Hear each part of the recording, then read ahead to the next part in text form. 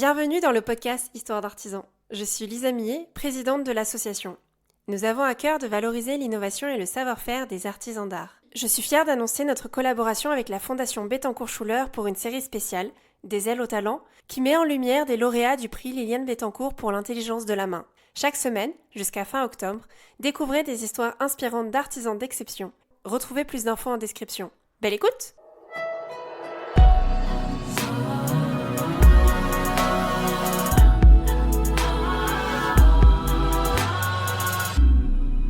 Des ailes au talent.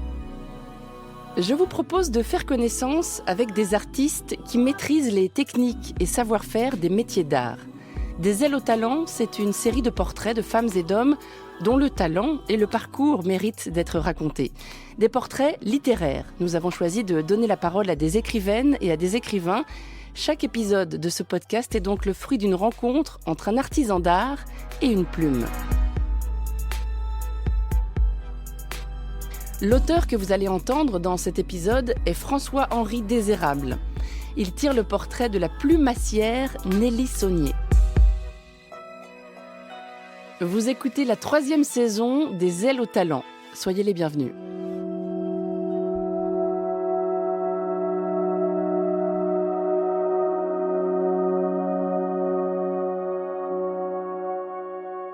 Quand Nelly Saunier m'a parlé de son enfance, j'ai songé à Camus. En novembre 1957, quelques jours après qu'on lui a décerné le prix Nobel de littérature, Albert Camus écrit une lettre à un certain Louis Germain. Louis Germain, c'est l'instituteur qui lui a appris à lire et qui, plus tard, pour le préparer au concours d'entrée au collège et lycée, lui a donné des leçons gratuitement. C'est une lettre magnifique, bouleversante, où Camus paye sa dette envers son vieux professeur, où il lui assure que sans lui, sans cette main affectueuse qu'il avait tendue au petit enfant pauvre qu'il était, sans son enseignement et son exemple, rien de tout cela ne serait arrivé. Moi, on m'a quand même dit des choses terribles quand j'étais petite. À 12 ans, on m'a dit que j'étais nulle, irrécupérable et qu'on ne ferait jamais rien de moi. Des profs ? Le maître d'école, le directeur de l'école. Donc, c'est quand même pas quelque chose d'anodin. Je pense que... Enfin, grâce à ça, ça m'a permis aussi de me battre, en fait. Je fais que ça depuis toujours. Ça, c'est Nelly Saunier. Donc, Nelly Saunier, artiste plumassière, prix de l'intelligence de la main pour la Fondation Bettencourt-Schuller en 2009. Tout le monde n'a pas eu la chance de croiser un monsieur Germain sur sa route. Et quand je demande à Nelly Saunier si elle n'a jamais eu envie de le retrouver, ce directeur d'école qui la croyait bonne à rien, et de lui enfoncer une plume vous savez où pour lui faire ravaler ses paroles, elle me dit que son père, à sa façon, s'en est chargé. Comme il habitait à 2 pâtés de maison de chez mon père, quand d'un seul coup, j'ai eu un peu de notoriété, on va dire, ou je sais pas, j'ai fait des choses qui ont marqué. Il est allé le voir en disant « Ah, ma fille, elle est nulle, irrécupérable », parce que quand même, elle était fière. Il avait des coupons de presse, des choses comme ça. Et il est allé dire à ce monsieur, dont je tairai le nom, voilà, ma fille, nulle, irrécupérable. Combien est-ce que le monde compte d'artistes plumassiers ? Difficile à dire. En France, il ne serait qu'une petite trentaine à vivre de leur plume. Ce qui est certain en tout cas, c'est que dans le tout petit milieu de la plumasserie, Nelly Saunier est une star. Elle m'a reçu un matin de février, dans son atelier du 14e arrondissement, à Paris, au 4e étage d'un immeuble où, si l'on en croit la plaque apposée sur la façade, a vécu Jean Moulin. 8 ans que Nelly Saunier vit et travaille ici, 5,80 m de hauteur sous plafond, où le blanc domine, parce que le blanc, dit-elle, c'est le grand espace, la respiration. Moi, j'ai besoin de respirer, j'ai besoin de me hisser, j'ai besoin de plus être là. Tu vois, moi, j'habite Paris, j'en fais rien de Paris. Je vis dans mon monde, à moi. J'adore être une immersion dans la nature, mais tout est dans mon esprit. Je ne suis pas une aventurière qui va aller à la chasse ou qui va aller visiter des pays étrangers pour... Non, je ne peux pas...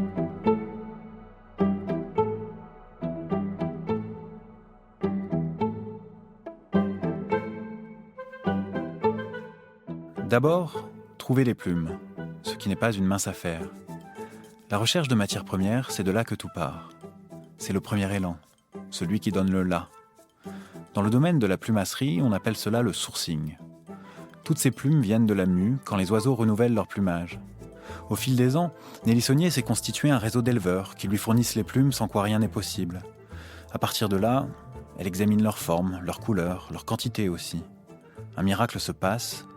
Comme le disait à propos du style un écrivain, elle arrache une idée au ciel où elle se mourait d'ennui. Mais ces plumes, il faut les laver, les sécher, les numéroter, les stocker dans des caisses qui s'empilent les unes sur les autres, du sol au plafond. Pour se rappeler où chaque plume est rangée, Nelly Saunier en tient scrupuleusement la liste, dans 2 carnets qu'elle n'ouvre jamais en public, mais pour nous, en exclusivité, elle a accepté de nous en lire quelques pages. Alors, des brins d'aigrette, par exemple. Quoi d'autre ? Du héron, le paradisier grand émeraude, du rôlier d'Abyssinie, du flamant rose, une coquille d'oie, ou bien encore un pied plat. Une rectrice de condor, un tétralyre, une nageoire, une petite nageoire d'oie. Un martin chasseur, du paon bleu. La liste n'est pas exhaustive. Dans son atelier, on ne trouve pas que des plumes. On y trouve aussi de la colle et des pinces en tout genre, des ciseaux de toute taille, des couteaux de toute forme. Voilà un couteau à pareil pour dégarnir les culots des plumes. Et en voici un autre à la lame émoussée, pour les friser. En montant, la plume est musicale, tu vois. Un grand classique.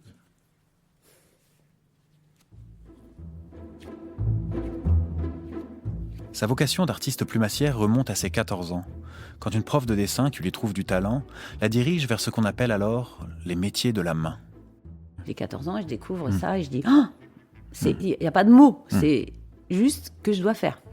Parce que c'est en lien avec tout ce que j'aime, la couleur, la texture, la douceur, la matière, la symbolique même des oiseaux. Moi, j'avais qu'une envie, c'était de m'échapper des forces terrestres, en fait. Des forces terrestres, parce que, toujours perché dans mes arbres, ou toujours perché dans ma tête, ou à part, pas comme les autres, forcément. On est des enfants, pas très choyés.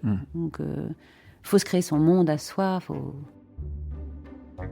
L'année d'après, elle rentre à Octave Feuillet, un lycée professionnel où elle reste 3 ans, où elle excelle et où la plume devient la grande affaire de sa vie.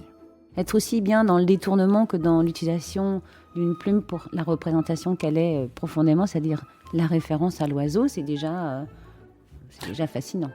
Parmi ses clients, il y a le monde du design, il y a celui du cinéma, celui du spectacle, celui de la haute joaillerie. Et puis bien sûr, il y a celui de la mode. Et dans la mode... Jean-Paul Gaultier. Ici, je dois faire une petite parenthèse showbiz. Il y a quelques années, j'ai rencontré Amanda Lear.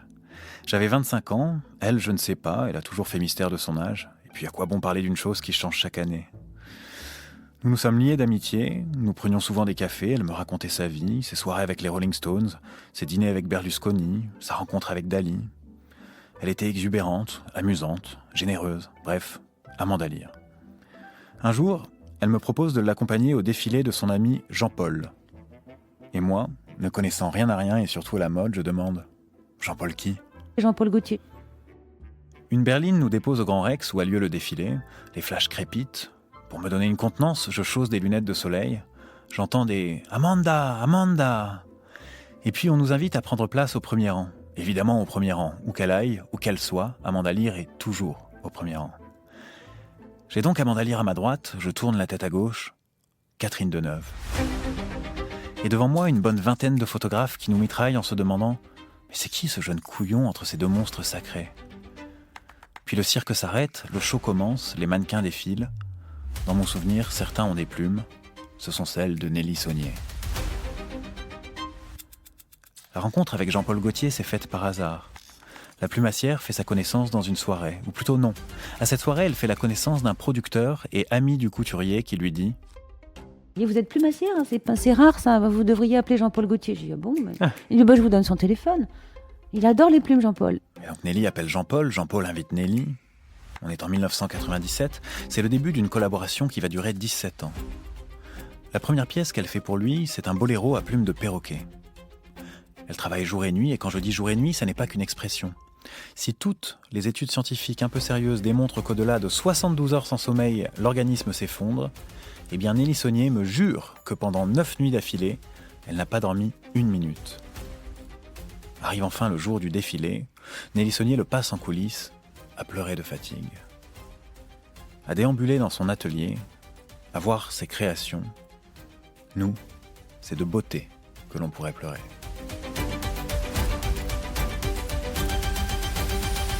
C'était le portrait de la plumassière Nelly Saunier, un texte écrit et lu par François-Henri Désérable. Des ailes au talent est un podcast de la Fondation Bettencourt-Schuller, réalisé par le studio Radio France en collaboration avec les éditions Gallimard.